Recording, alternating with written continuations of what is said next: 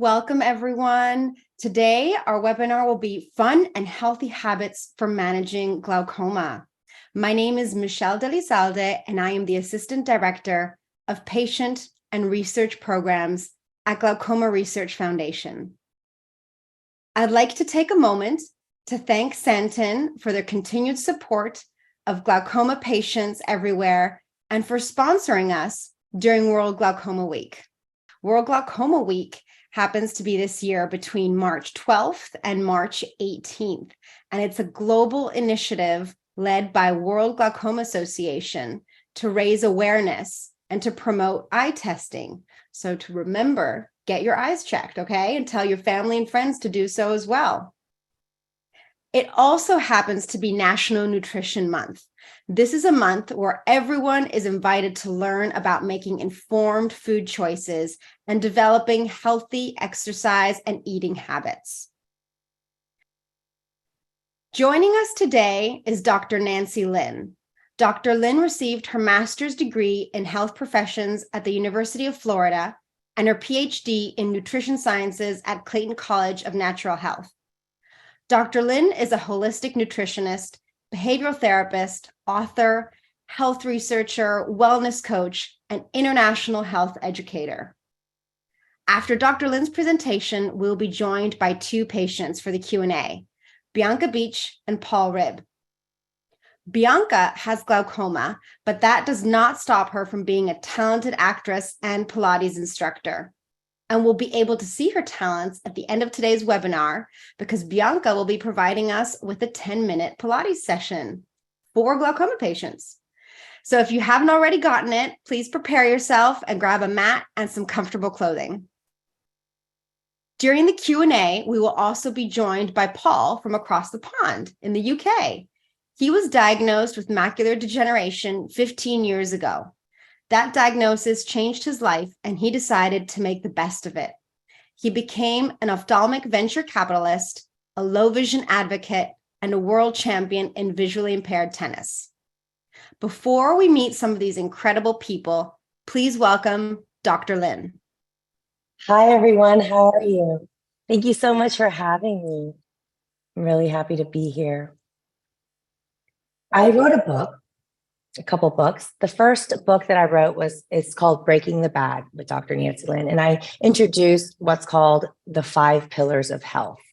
And pretty much what I did was I took the main big categories of living a healthy, optimal life, and I broke it down into nutrition, broke it down into environment, spiritual, that's another pillar, your purpose and your why.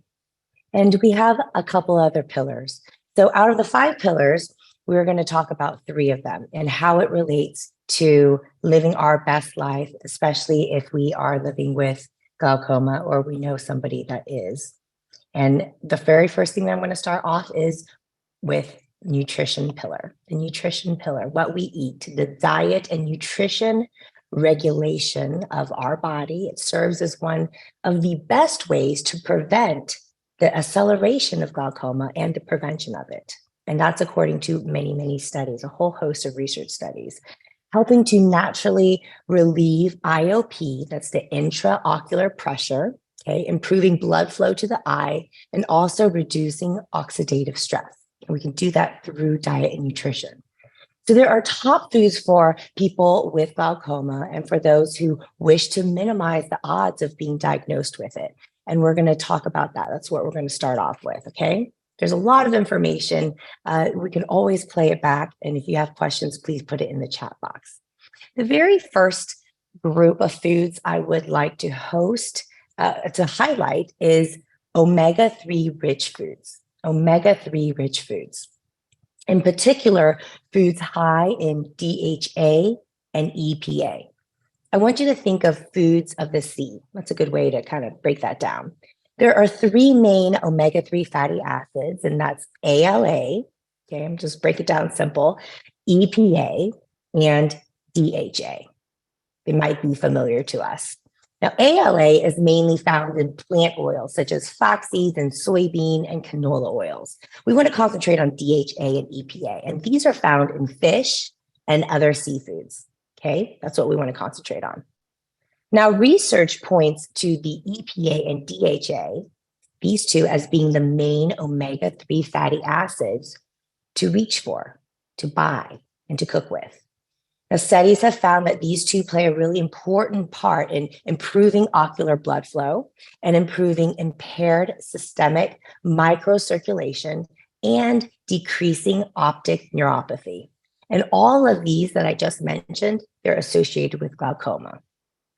So what kind of fish? Mackerel and wild-caught salmon, these remain top best natural sources, okay, of the EPA and the DHA we were talking about, along with fatty cold water fish such as tuna, herring, sardines, anchovies, other seafood like oysters, sea algae, if you're vegan or vegetarian. Cod liver oil is really good, flax seeds, chia seeds, walnuts, caviar. These are all great sources. Next up are foods high in nitrates and nitric oxide. Nitric oxide. Nitric oxide is a vital molecule produced in your body, and that helps your blood vessels to dilate to promote proper blood flow. And this may also improve exercise performance. This has been found to lower blood pressure and encourages better brain function. So it's super, super beneficial. So here, when you're thinking of foods, think of dark leafy greens or just leafy greens in general. And this is really incredible because as little as one serving of collard greens or kale per week, it can actually lower someone's glaucoma risk by about 57%. That's incredible. A Harvard school study concluded that the high nitrate levels of leafy greens, that is what may be responsible for their glaucoma fighting ability. So if you don't like greens, start to look for ones that you can pair up with some sauces and some spices so that you can kind of get into the habit of eating it naturally. Now, nitrates associated with leafy greens, well, they serve as a precursor for nitric oxide, a compound thought to be helpful in boosting healthy blood circulation. And that's why it's so important. For people who have had a specific type of glaucoma linked to poor blood flow, dark leafy greens like kale and spinach, cabbage, mustard greens, and chard were able to decrease the glaucoma risk to about 40 to 50%, which is really compelling. Other foods high in nitric oxide: beets, dark chocolate, garlic, citrus, especially oranges, which when consumed regularly led to an 82% reduction in glaucoma development, which is staggering, and other fruits that we will continue to list, as well as peaches. Also, nuts and seeds, pomegranate, and watermelon. Next on the list, eggplant. Yes, eggplant. According to studies, consuming about 10 grams of eggplant daily with the skin, and that's very important, you want to eat it with the skin, resulted in lowering down intraocular pressure by 25%. Eggplant is delicious. It can be enjoyed in many different dishes. It contains an abundance of lutein and antioxidants, which reduces the production of fluid within the eye, and thereby reducing pressure and helps to better manage glaucoma. I see some questions coming in. That's really good. And I'll just continue. Next up is goji berries. Goji berries, really, really beneficial. Vision loss due to higher intraocular pressure is induced by the deterioration of RGCs, and that's retinal ganglion cells in the retina. Now, studies are showing that the goji plant helps prevent the deterioration of the RGCs, slashing the neurodegeneration in the retina. So goji berries continue to boost the RGC survival even when eye pressures remain high. So it's good to have some goji berries if you're not sensitive to them.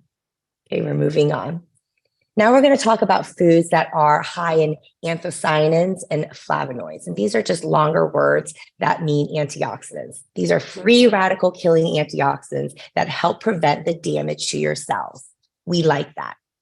Anthocyanins, they are a group of deep red, purple, think of the spectrum of colors, right? The blue pigments found in plants. They're part of a larger category of plant-based chemicals called the flavonoids or flavonoids. The flavonoids are abundant in all parts of the plants, the fruits, the seeds, the shoots, flowers, leaves. And the foods with the highest concentration of these antioxidants that we just talked about, think berries, blackberries, elderberries, blueberries, black currants. These have the highest. Then you got cherries, black plums, blood oranges. Grapes, really beneficial, and some tropical fruits. These all have great high anthocyanin contents. Now, red to purplish blue colored leafy vegetables are also really beneficial. Think red cabbage, red onions, red radishes, purple cauliflower, purple corn, and of course, earlier we talked about the eggplant, the skin of the eggplant. They're all included in this group. Now, these foods help to slow down that deterioration of the visual field and also help to normalize the flow of blood into the eyes. We're starting to see the pattern. Now, going back to flavonoids really fast, these are polyphenols, polyphenol compounds, and you can find them naturally in nature, in some of your favorite drinks even, such as cocoa, green tea, and red wine. And don't overdo it with the red wine. These three in particular, these three drinks have neuroprotective abilities, again, enhancing vision in people with glaucoma and also with those living with high eye pressure.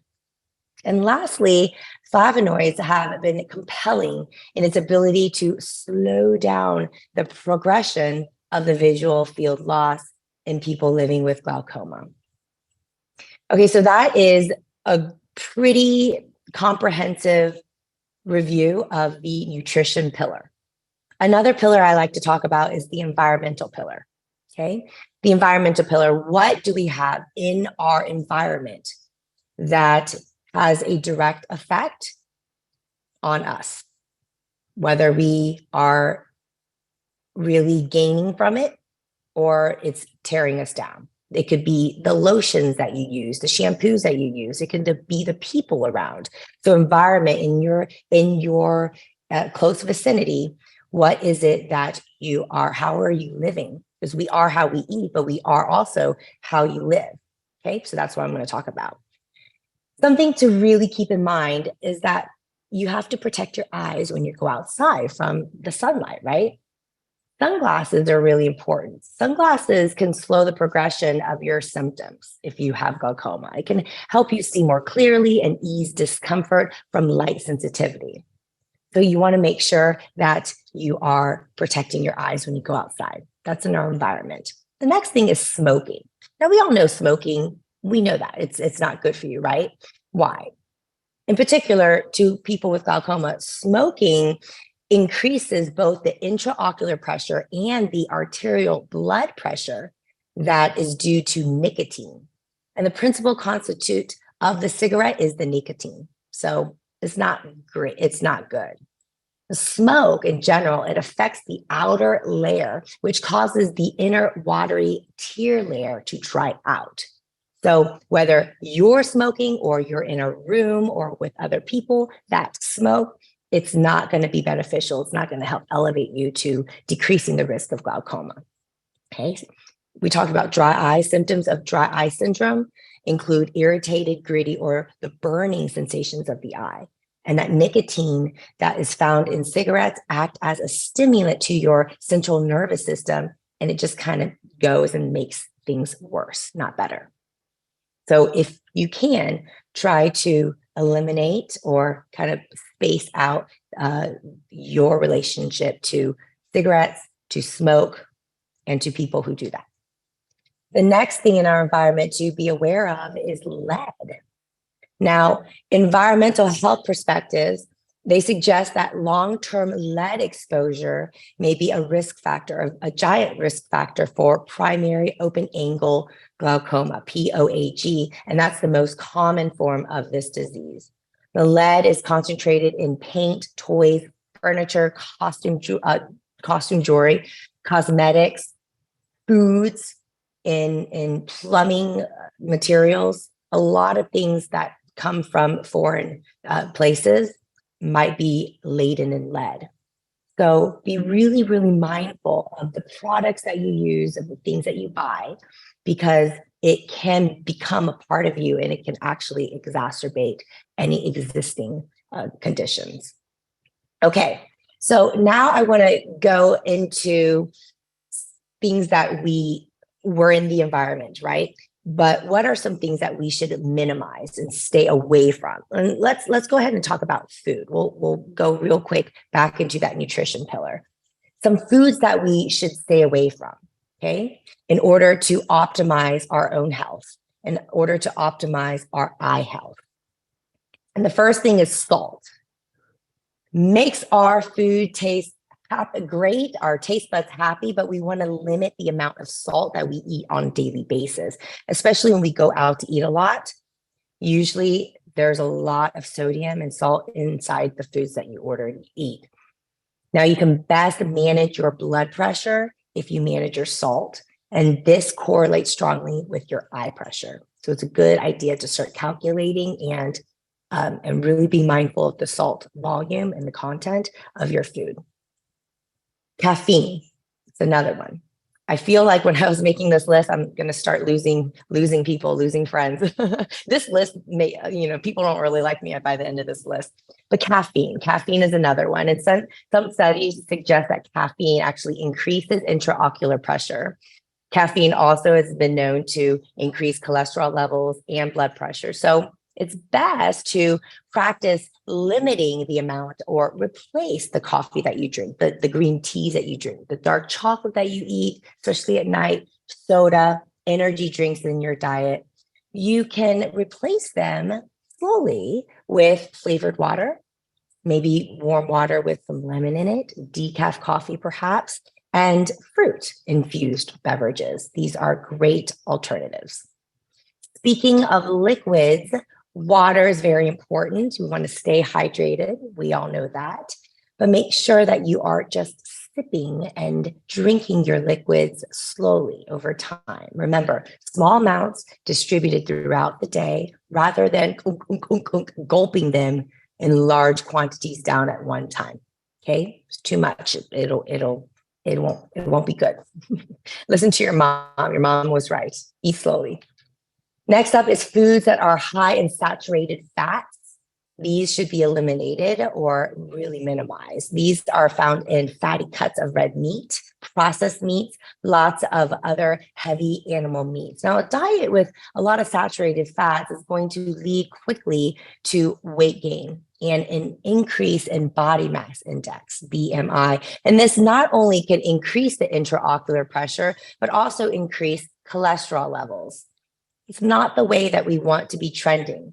So we want to be mindful and remember to limit as much as we can the fatty beefs, the lamb, the pork, the butter, the cheeses, the milk, and other dairy products. Trans fats, the next thing on the list. In addition with saturated fats, we want to be really mindful and get rid of trans fats, okay? Saturated fats like trans fats. Now, trans fatty acids can be found in most of the fried and packaged foods. These damage blood vessels in the eyes, and these kinds of fats harm blood vessels in the body overall. They also lead to really elevated cholesterol levels, and that means you're going to need to avoid hydrogenated, fried foods, French fries, potato chips, shortening, specific oils, baked goods, cookies, cakes, frozen pizza, fried Twinkies, all of the county and state fairs, every single amusement park. I'm just joking, but you get the point, right? Be really mindful of it. Next, We have complex carbohydrates found in bread, pastas, potatoes, and things that are really processed in the pantry. And you know what they are. They're the ones with the ingredients we can't pronounce.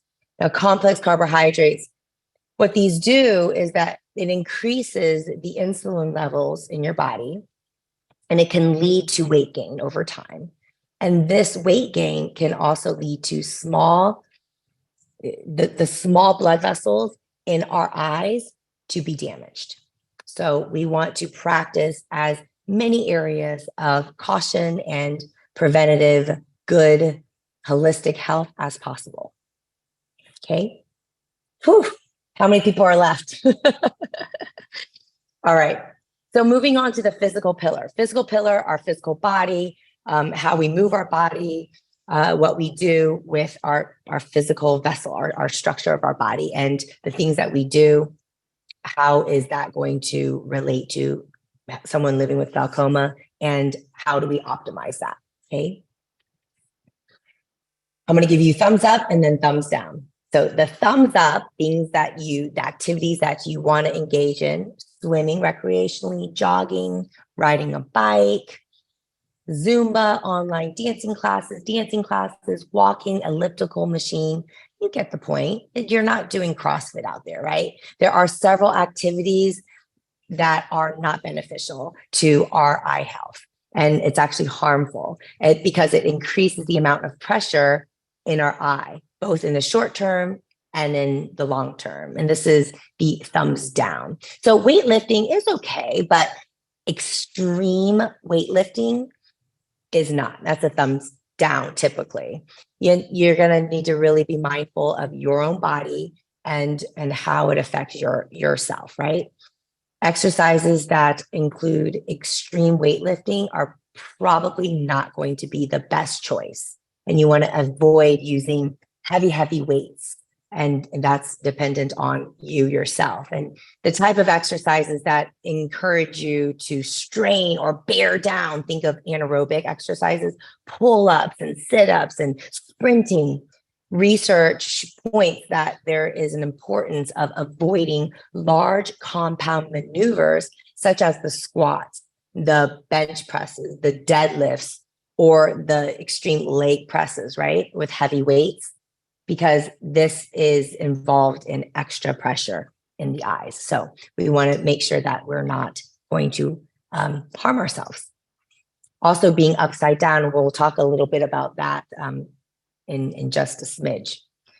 Scuba diving has also been found to possibly be something of mindful avoidance. And again, everybody's different. So be mindful. Scuba diving, I don't know if that's a thumbs up, maybe a thumbs down. Bungee jumping, I'm just going to put some crazy ones out there, but maybe you're thinking about it and you're turning 40, 50, and you're like, hey, why not? Just consult your healthcare practitioner before you engage in those two. The sudden change in eye pressure, if you're bungee jumping, for instance, as you fall, can have possibly adverse effects on your eye pressure. Yoga. I'm a yoga instructor. I love yoga, but exercises where your head is inverted, your head is upside down. Think of when your hip is over your heart. These are not suggested for people with glaucoma. Down dog, one of the most basic fundamentals, is probably not good. And you should just refrain from doing that. Dolphin pose, it's where your forearm is on the ground and you're inverted. Forearm handstands, headstands. Any particular position where you are inverted, okay?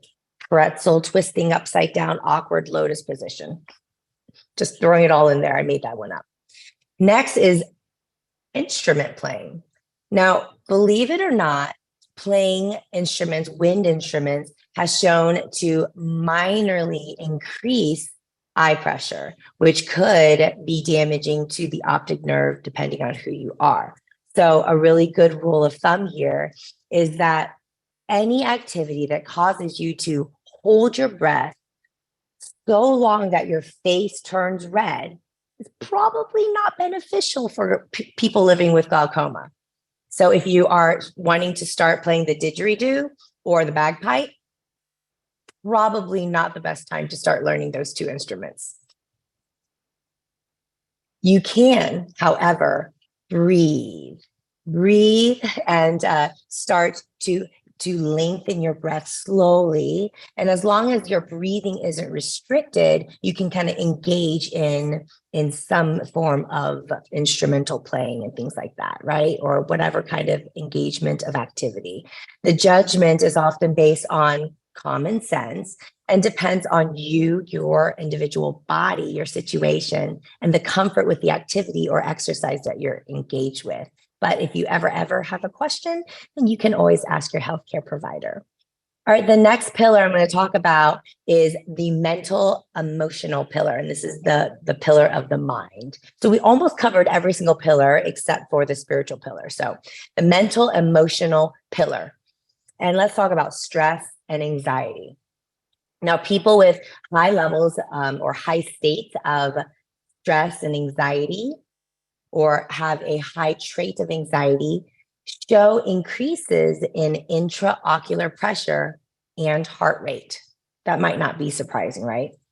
The National Institute of Health suggests and says that continuous stress and elevated cortisol levels negatively impact the eye and the brain due to autonomous nervous system, that sympathetic nervous system imbalance, and the vascular dysregulation. So stress may be one of actually the major causes of visual system diseases, such as glaucoma and optic neuropathy. So what do you do when you know that life, adulting is difficult? Start to manage your stress. I have a podcast called Braincation with Dr. Nancy, and I pump in different binaural beats in the left and right ear, different isometric tones that help to downregulate an agitated brain system. Your nervous system needs to just sometimes just take a pause and take a break. So you can always listen to that, listen to your own Calm app. You can go out and walk or listen to the ocean waves, listen to birds or wind in trees or natural water running, take a nice bath, whatever it is that helps you to manage your stress, do more of that, because our mind really will dictate how our bodies will react or respond to our environment, to the foods and things like that. So we want to be as mindful as possible and put into play the effort of all of these different tools that we're learning. Otherwise, it's just another self-help book. It's just another webinar, right? So we want to make a commitment to ourselves to at least do 1 or 2 or 3 or maybe 5 things throughout the week. Write it down, visualize it, and then actually implement them into your life so that it does make some kind of a needle going towards where you want to be. It makes that shift and change. And that's all I have for today. I love being able to speak with everyone. Thank you so much for having me and for your time. Hi, Nancy. I mean, that was amazing. Honestly, I was listening attentively because that's not only useful for glaucoma patients, but that's useful for everyone, honestly. Yes. Yeah, and we've got so many questions already, and people actually thanking you because they've never really received such detailed information about, healthy living and why. Not only just, they hear people saying, yeah, you're supposed to live healthily, but the why is also very important. Yeah. So now we're going to go on to the Q&A portion. Paul has joined us and will be joined by Bianca too, to answer some of all these questions that we've been receiving. Just to start it off, we have been getting questions about your books and your podcast. Could you repeat the name of your book and your podcast, please? Absolutely. I have a couple books, and this is what it looks like. It's called Breaking the Bad: Breaking the Bad with Dr. Nancy Lynn. And if it's the Kindle version is on Amazon, but if you wanted to buy the hardcover, then I can definitely give you the link, and you can just Google it and be able to find it. And there is an accountability journal that goes with it.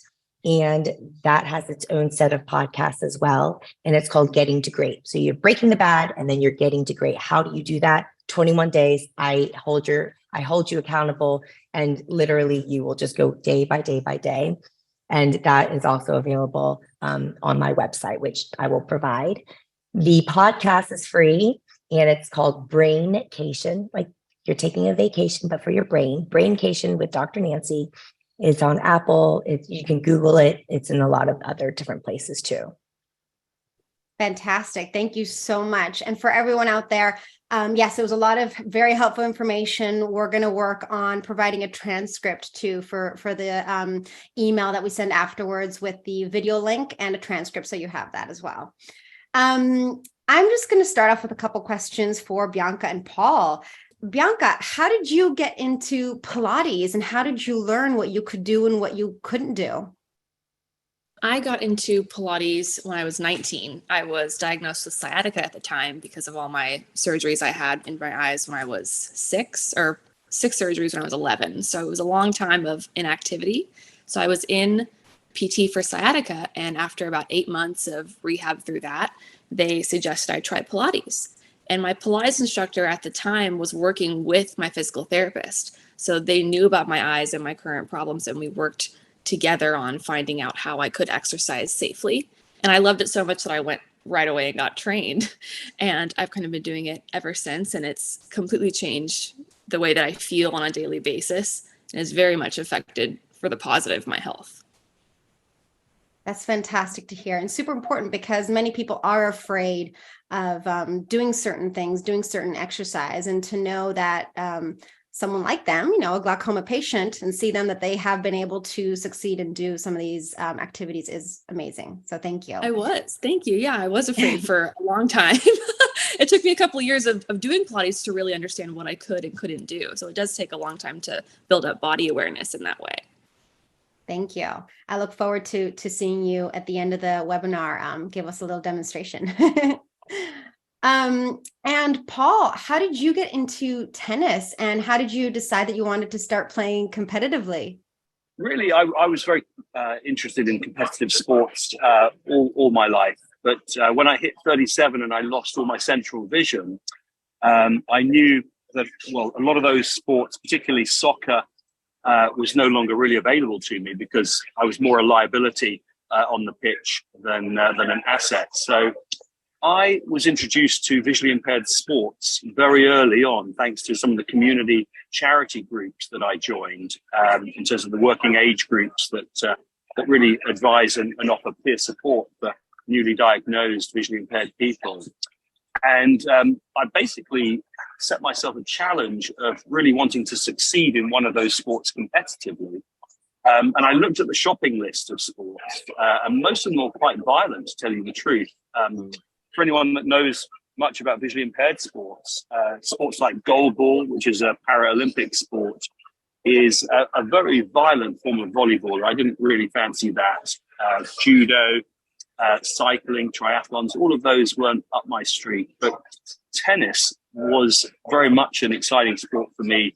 I played it when I was sighted, and I thought it would be really interesting to migrate over to the visually impaired version. And I got introduced to it through Wimbledon and the Tennis Association here in the United Kingdom, and started playing it really recreationally to start with. And then really the competition started to ratchet up as the tournaments and the international scene started to take shape over the last 10 years. But really to be successful at it, I learned very quickly that you had to be very fit. And in fact, when you become disabled in any form, fitness is very important, because your body is still trying to do a lot of what you used to do. So I took up kickboxing as a form of physical fitness, because it was explained to me that although it sounds violent, kickboxing is really just a form of choreographed dancing, where there's actually no formal contact. It's all shadow and pose fighting. So it was a really good segue into being fit for vision impaired tennis. And now I play all over the UK, I play in America, all over the world. Actually, the World Championships is happening this summer. And I just got a proper sponsorship deal from Wilson. So it's all very exciting. Thank you, Paul. That was amazing. I think it's very, very admirable. I wish I were more fit myself. Well, I'm going to go on and ask some questions to Nancy. We have been getting a lot of questions about some of the nutritional things, your nutritional pillar that you were talking about. One of them is, does it matter if the spinach is cooked or raw? That's a good question. A lot of times it's very, very specific to the individual. I know that the older someone is, the less enzymes naturally that your body will produce. So if you would like to absorb more of the foods that you eat and digest it better, then cook it. Cook it just slightly, steamed vegetables, really great. Drizzle with a little bit of extra virgin olive oil, and then you can enjoy that. It's easy on the digestive system. If you're not sure if you need enzymes or not, enzymes are always helpful. I really encourage people to eat enzymes, take enzymes when you're eating food, and you don't have to have any worry. So if you enjoy spinach that's raw, you can eat it that way. If you like it sauteed or steamed, you can eat it that way. Fantastic. And you talked a lot about just doses that one should eat. And what someone was asking specifically about chia seeds, but how much should one eat? And is it, are the doses that you're talking about, is it recommended daily or is that per week? What were your recommendations? Everyone's different here. And this is whenever you read an article, whenever you read a label, it is for the general mass population. It's over a guesstimation of an average male, and that's what you see on the labels. Okay, so you want to just kind of guesstimate with whatever that package or whatever the recommended value is. Talk to your healthcare provider as well. Chia seeds, use a serving a couple times a week. That's great. Something like omega-3. Omega-3, I did write this down because I knew someone was going to ask, but omega-3s for males, 1,600 milligrams. And then for females, 1,100 milligrams. And then for DHA and EPA, 250 to 500 milligrams. And that's per day. That's per day. Great. Thank you. Mm-hmm. The next question is for Bianca. I'm not quite sure what this means, but I will refer to you. Is it okay to take Pilates reformer classes as a glaucoma patient? Absolutely. Absolutely. Okay. That's mainly what I teach now. Oh, what does that mean? What is Pilates reformer? Reformer is the piece of equipment that's used. So there's a bunch of different apparatuses that you can use for reformer. A lot of people, or for Pilates, reformer is kind of this big, it's about 9 feet long, and it's a sliding bed that has springs attached to it that are different weights. And the great thing about the different spring settings is you can adjust it for each person that's in a class. So if there's too much strain, like how Dr. Lim was talking about too much weight, you can just adjust it for that person. Oh, amazing. Okay. Thank you very much for explaining. Yeah. Dr. Lin, another question is, you mentioned that nitric oxide can significantly reduce a person's risk of developing glaucoma. Does it have a similar beneficial effect for a person who already has glaucoma? Yes. So I talked about how it can slow down the acceleration of the symptoms of someone that has glaucoma. So all of the things that we talked about, if you already are diagnosed with it, you can severely lower, minimize it accelerating. So yes. Great. Yeah, our bodies are resilient. Our bodies are sensitive and vulnerable, but very, very intuitive and very smart. Our bodies are able to autocorrect itself as best as it can. So we give the fertile soil, we give our bodies everything it needs, and then trust that it will eventually start to move and migrate into its best optimum homeostasis. Thank you. And Paul, I have a question for you. What differentiates visually impaired tennis from regular tennis matches? I am familiar with regular tennis matches because my dad is a huge fan. We're curious to know what makes it different. So the game is the same, and I actually play many sighted players. Same rules in terms of sets and juice and advantage, etc. What makes it special is the ball and the sight categories that are recognized by international sports federations. So on the sight categories, firstly, you'll have to be registered on your particular degree of visual acuity, and that will be either B1, B2, or B3. Now, those standards carry for any international sport discipline, whether it be goalball, whether it be judo, whether it be cycling, doesn't matter. B1 is if you're totally blind and would wear blindfolds to even the playing fields up for competitiveness. B2 and B3 are the partial sighted categories, which I play in.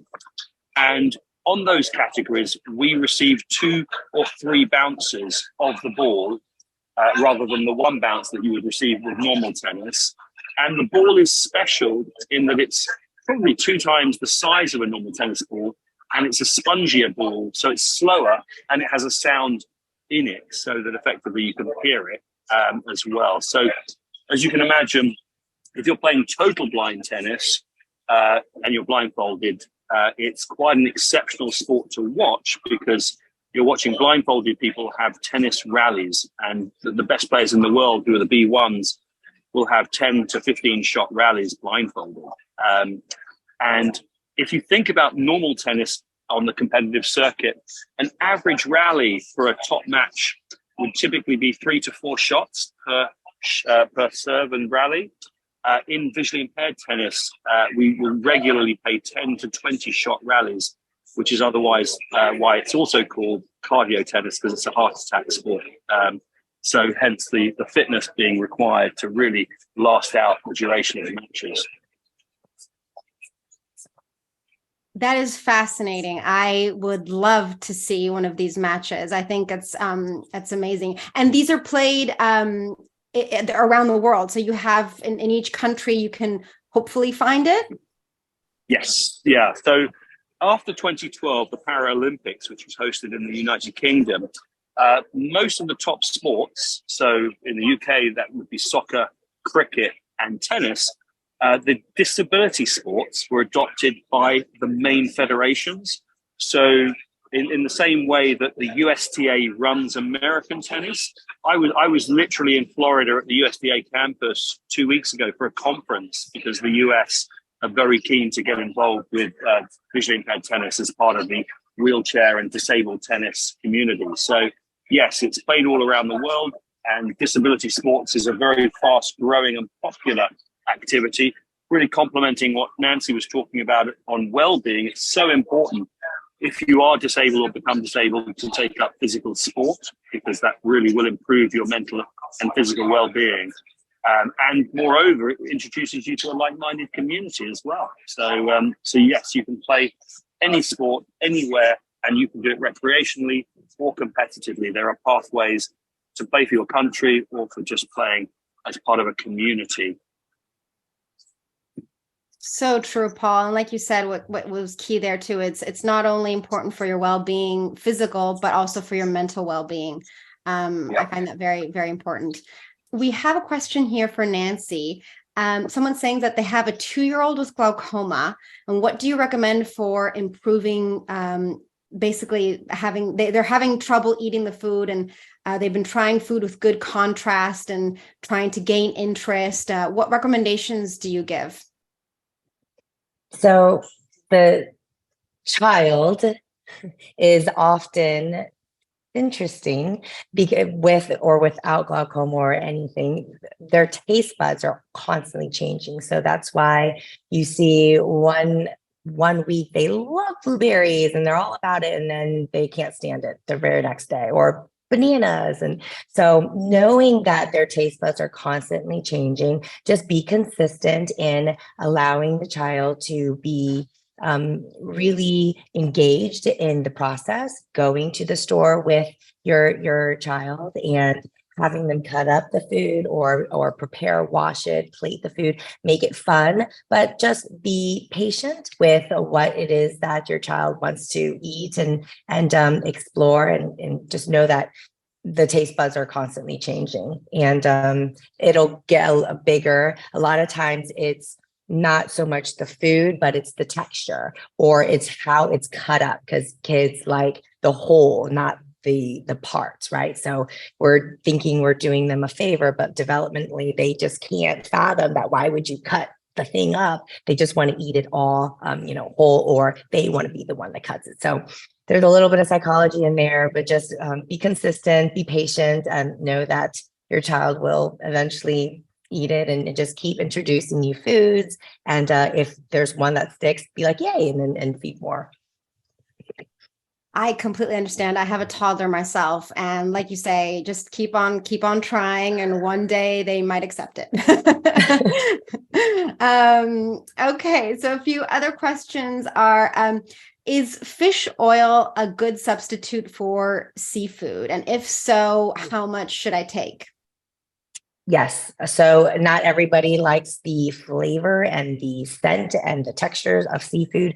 So what you want to do is supplement. And this goes for a lot of the dark leafy greens and things like that. So yes, you want to supplement, and you want to look at the back of the serving size and for your weight, and I believe they break it down to child and how old and adults and things like that. So if you want to look on the back of whatever you're taking, but it's a great substitute for sure. Great. And this is a question about caffeine. One is, can I not drink green tea with caffeine? Does it have to be decaffeinated? And what is a good way to deal with fatigue without drinking caffeine? Yep, I get this question a lot because, and I lose a lot of clients and friends over it. They're like, "What? I'm not going to get rid of caffeine." So caffeine, something to know about caffeine is that your body has to produce cortisol to kind of buddy it up and process it through the body. So, and this is true for after 20 minutes of screen without blue light filters. Your body is constantly trying to stay balanced in that homeostasis. So we give it this stimulant, and it's like, I don't know how to downregulate. An apple, a cold, crisp apple will wake up your senses, that catastrophic crunch, and you're chewing. That's why a lot of people like chips and cereal, because it's that chewing. It's very satisfying, but a cold, crisp apple can wake you up, and it's got the antioxidants and the vitamin C and fiber and all of that good stuff. It will wake you up better than a cup of coffee in the morning. Now, it's not going to last as long, but it's actually very, very beneficial. You can the green tea has a little bit more caffeine than, say, some of the lightly caffeinated herbal teas, and you can kind of go and look. Make sure you're choosing organic, because coffee and teas are the most heavily pesticided food products on this planet. So you want to make sure that your daily habits and your routines are good for you. A lot of times we don't even really need the caffeine. Or the coffee or the tea. We just go to the drive-through or go and pour another cup. One thing to really mention is if you're like, how do I get more energy? To get more energy, two things. You need to expel more energy. Okay. So start to move your body, get out of breath a little bit more, move your body, push things around, heavy things around. Start the circulation. Okay. you expel the energy, your body systems are going to start kicking into gear. And then it's like, I know how to do this. I know how to downregulate. I know how to upregulate. And then the second thing is sleep. Sleep is really important. And I saw in the question and answer, there's a couple questions about sleep. When you're sleeping and you have glaucoma, you want to make sure your head is a little elevated. It'll take a little bit of the pressure away from the eyes, but want to make sure you're aiming for at least 7 hours, 7.5 hours to 9 hours of sleep. Want to make sure you do that. To have a good day, you have to have a good night. When we are sleep deprived, most of the states just had a hour time change. It wreaks havoc on our internal system, the circadian rhythm inside of ourselves. Our body likes to know what's going on. Our body likes habits and routine and schedules. So try to wake up and go to sleep at the exact same time, even on weekends. Okay, that will really best help regulate your body and do things that will kind of get you to sleep better, which is no screens at least an hour or two before bedtime. If you're on screens a lot, make sure you have the blue light filter or the blue blocking glasses. It really helps to pacify the optic nerve and your eye health. Everyone should really have it, whether you have glaucoma or not. It's really, really beneficial for you. And put on a light, soft music, no heavy drama, no news, things like that. We really want to get into that habit. That sleep is our number one priority. You'll have more energy, your hormones will be regulated, your systems in your body will regulate, your detoxification processes will optimize. If you don't sleep from 11 p.m. to 1 a.m., if you're not already in the REM sleep, your liver doesn't get to detoxify. And then the other organs don't get to do its job because it's overworking because the liver didn't do it, right? So our bodies, like I said, really, really intelligent, really smart. So we got to give what it needs, and it needs to sleep. So you want more energy, move your body more, and you got to rest, you got to sleep. Thank you, Nancy. That applies to everyone, really. That's very important information. Paul, we have a question for you. Do they play doubles matches in visually impaired tennis? Yes, they do. But on the international and the competitive side, all the points and all the top matches are all singles. But we do play doubles tournaments, and I have a doubles partner, and we do enjoy that as well. So yes, I would say it's a wonderful sport in terms of the community, really meeting a lot of people around the country that have struggled with different challenges with vision impairment. And we all have different eye diseases. So there'll be RP, glaucoma, macular disease. It doesn't matter what eye disease you have. We're all living with the conditions of sight loss and the challenges that bring us. And so sport is such a great level, I find. Thank you. And this is kind of a question for all of you. They've been asking a lot of questions about swimming, and maybe for Bianca and Paul, if you swim, what are the best swimming strokes that you recommend? And Nancy, they were asking us, when you hold your breath while swimming, how long can you hold your breath for until it starts increasing your IOP? So swimming is all about breath. You're breathing in, and this is good. This is true for meditation and breath work and things like that. Someone asked about in the chat box about stress and how to manage stress. So breathing, think of just as deep as you inhale, expanding the lung and the rib cage as much as you can, and then slowly, like you're not in a hurry, allowing it to calmly exit out of your body. The last bits of air squeeze out from the pelvis. And then with that rhythmic flow in and out, whether you're swimming, whatever kind of exercising you're doing, I think that is a very good barometer of what's good. Now, there's research that shows 20 seconds of holding your breath is too much. And that's, again, individualized for each person. So it's really up to you. If you know that you do not exercise, you've never exercised before, maybe 10 seconds of holding your breath is going to really, really get you, right? A lot of us go up to the mountains or changes in atmospheric pressure. We know that if you are new to the mountains and all of a sudden you arrive there, everything going up one flight of stairs, you're feeling like your heart's going to implode, right? So everybody is different. If you feel like you cannot catch your breath, ease a little, back off a little bit, take more breaks, listen to your body. It's very, very introspective. You have to turn on, tap in to yourself and be mindful. Thank you, Nancy. And I guess this question is for Paul and Bianca. What advice would you give someone who has low vision and is struggling to stay active? Cool. Well, should I comment on that? Sure, go ahead. Okay. Well, originally I didn't know what I wanted to do.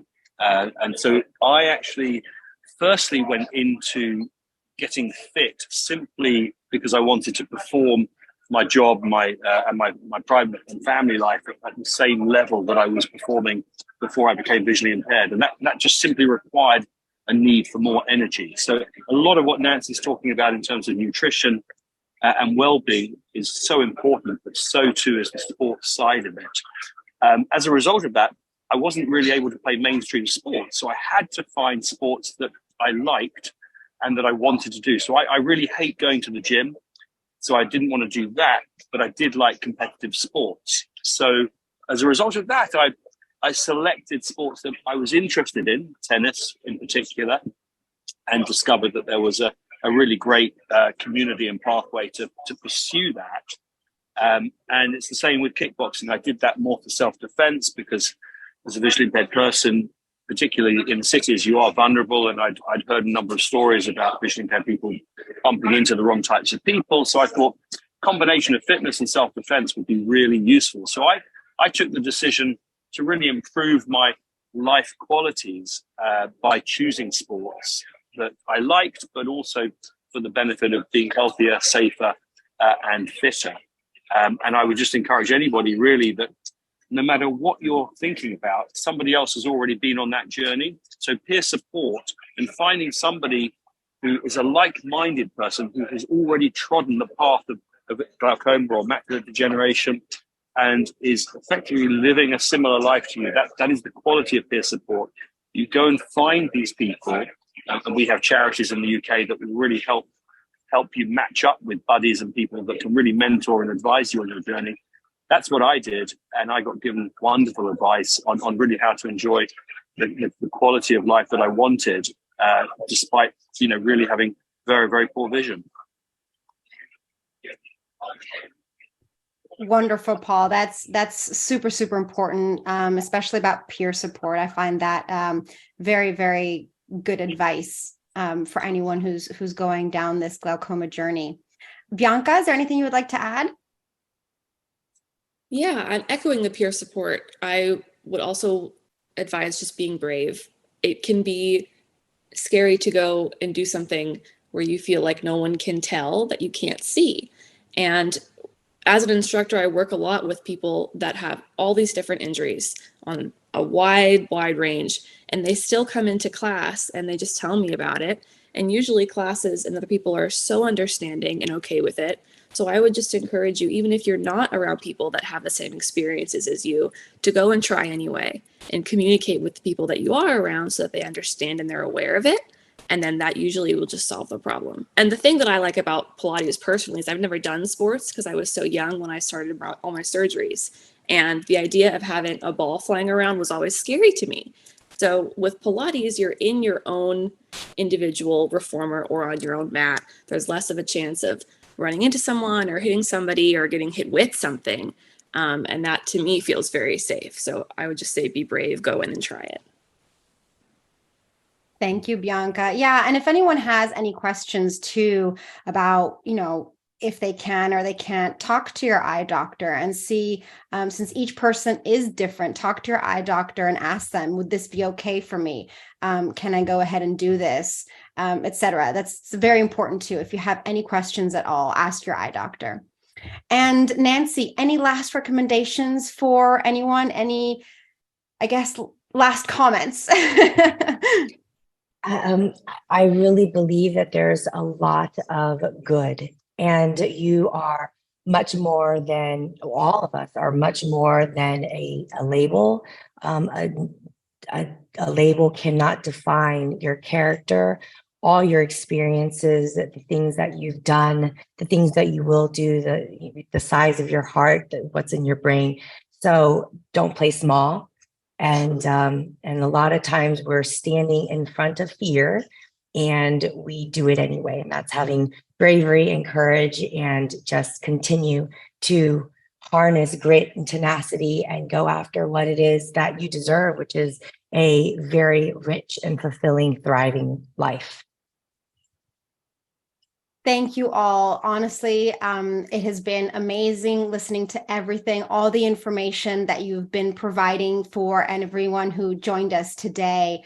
Thank you, everyone who submitted their questions. I know you had so many questions. We tried to get to as many as we could. I would like to thank Santen once again for sponsoring our great activities during World Glaucoma Week. And before we jump off to our Pilates session with Bianca, I want to let you know that we have our 5th Glaucoma Patient Summit coming up on June 23rd and 24th in Long Beach, California.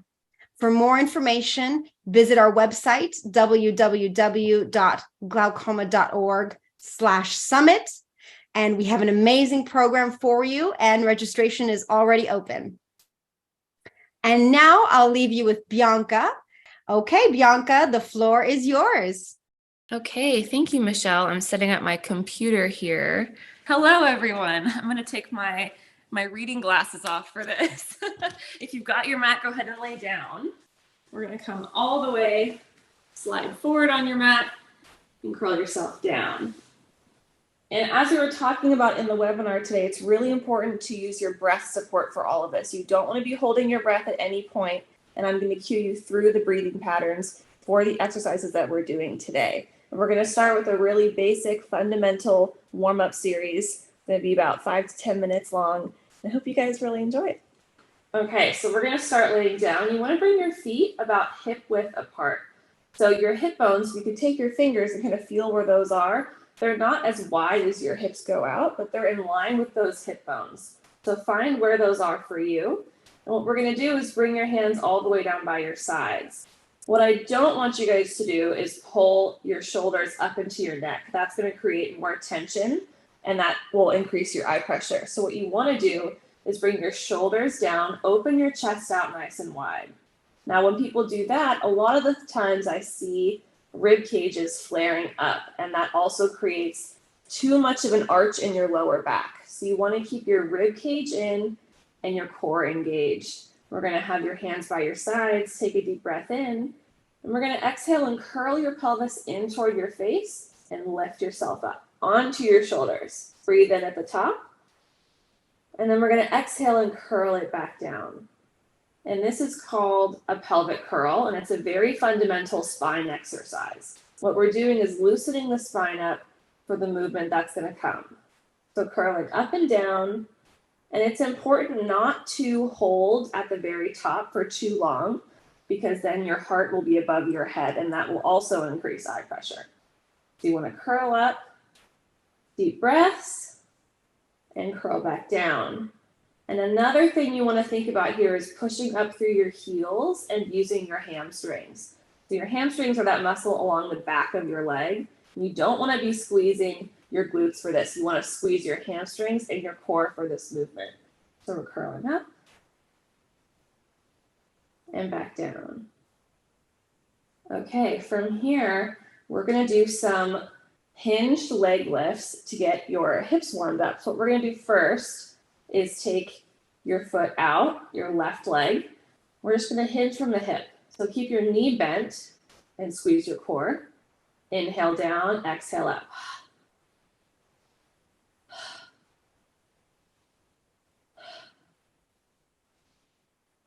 You might feel some pops in your hip, that's okay. As long as it's not sharp pain, you're doing great. right, last 2. And last 1, we're gonna bring it all the way down, switch to the other leg, reach out, point your foot, hinge from that right hip all the way up. Inhale down, exhale up. And we're exhaling on the way up here because you're squeezing those muscles to lift the leg. Inhale down to reset, exhale to lift up. And just like how we started, keeping your arms down on the mat, relax your shoulders. Last 2.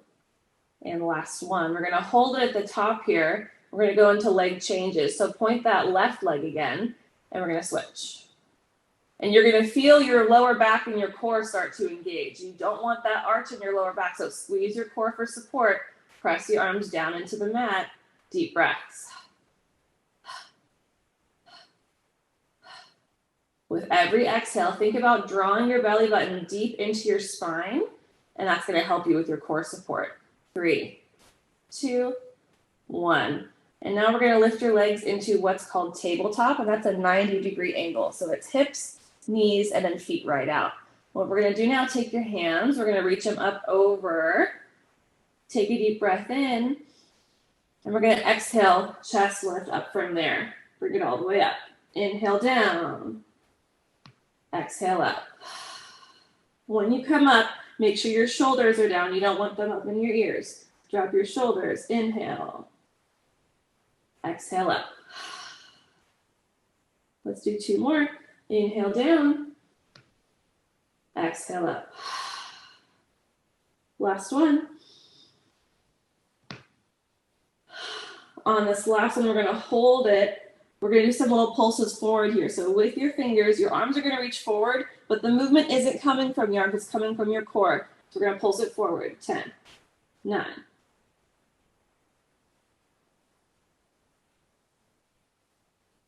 and 3, 2, 1. We're gonna hold. Go ahead and put your hands on your right knee. We're gonna take your left leg out in front of you. Keep your shoulders down. We're gonna switch and breathe. Switch.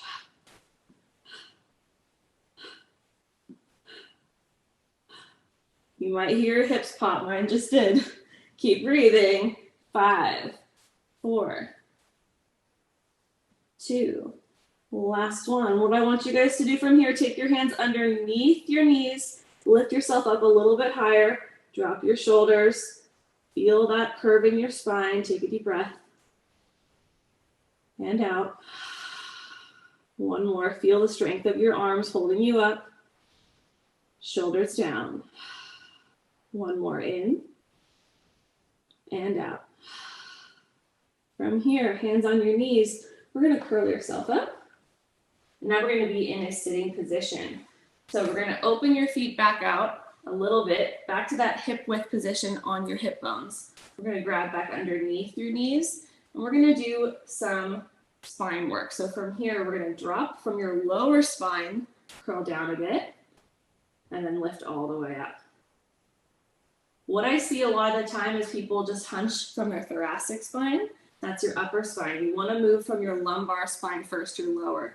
So think about a hot rod coming towards your stomach, sink it down. So you're gonna sink and curl. And back up. Lifting up to a flat back and then drop.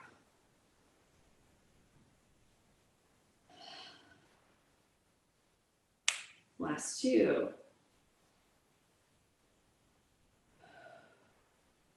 On this last one, we're gonna curl it all the way down. Bring your hands out in front of you.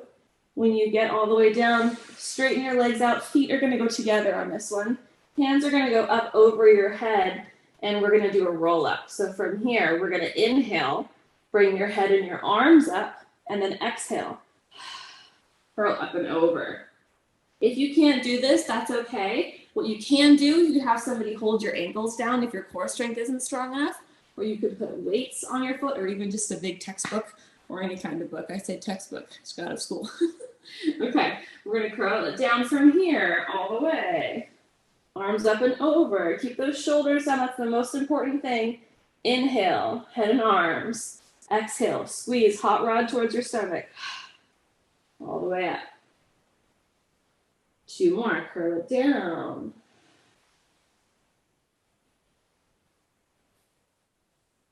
Inhale, head and arms. Exhale up. Let's do one more. Curl it down. Up and over.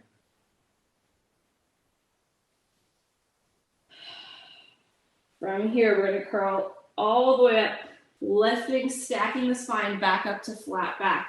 From here, we're going to open your feet out about farther than hip width this time. We're going to spine stretch forward the opposite direction. So starting with your hands out, we're going to drop your head, drop your shoulders. Imagine you're peeling yourself off of a wall, stretch your spine forward as far as you can go, and then stack it back up. Keep your shoulders down. Drop your head, drop your shoulders. Stretch it forward. And right at the bottom, see how much you can release this low back and let that come forward. Take that stretch and then curl it up. 2 more.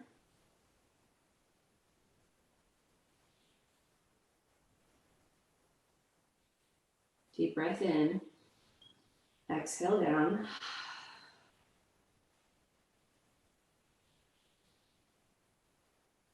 All the way up. Okay, and that is your intro session to Pilates. I hope you guys enjoyed it and your spine feels a little more stretch and nice. I'll turn my camera back on so I can actually see you guys. There we go. Okay, and thank you very much. Thank you, Bianca. That was amazing. And everyone, thank you once again for being with us here today and for joining us in our bold vision of a future free from glaucoma. Because of you, the cure is truly in sight. Thank you and see you next time.